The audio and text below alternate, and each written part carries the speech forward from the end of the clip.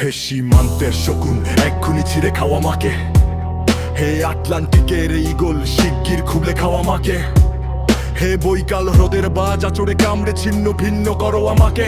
আমার রক্তর সে শুধু অসহায়িত্ব আর অভাব, কাগজের কামলারা তারে আদর করে মুদ্রাস্ফীতি ডাকে।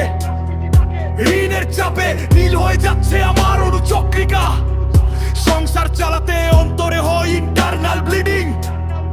কি আশ্চর্য তবু আমি মরছি না।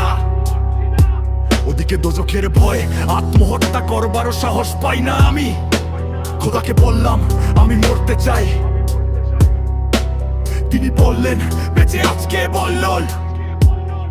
সহস্রাব্দ উন্নয়নের সাক্ষী হিসেবে রাজা তোমাকে মমি করে রেখেছেন। বাজারে দীর্ঘশ্বাস ফেললে নাকি রাজ্যের ভীষণ বদনাম হয়, রাজারও মন খারাপ হয় খুব। কত আইলা ফরমান জারি করেছে, আমাকে সারাক্ষণই আসতে হবে, নইলে দেশি কুকুর ও বিদেশি মাগুরকে একবেলা ভালো মন খাওয়ানো হবে আমার মাংস দিয়ে। নিত্যদিন ব্রয়লারের ভুঁড়ি নাকি ওদের ভাল লাগে না, অথবা আমাকে ভাগ দিয়ে বেচা হবে। মানুষেরও তো মানুষ খাওয়ার স্বাদ হতে পারে তাই না? পাকিস্তান বিদেশি সুপার শপে বিক্রি হবে না, দেশি মানুষেরই তো হক বেশি আমাকে খাওয়ার।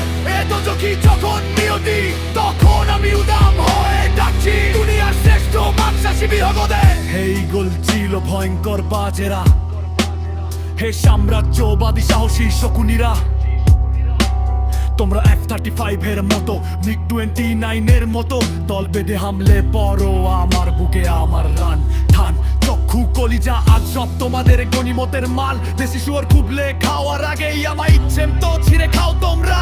দোহাই শুধু মস্তিষ্কটা খেও না আমার, তাহলে শীঘ্রই দাস হয়ে যাবে তোমরাও।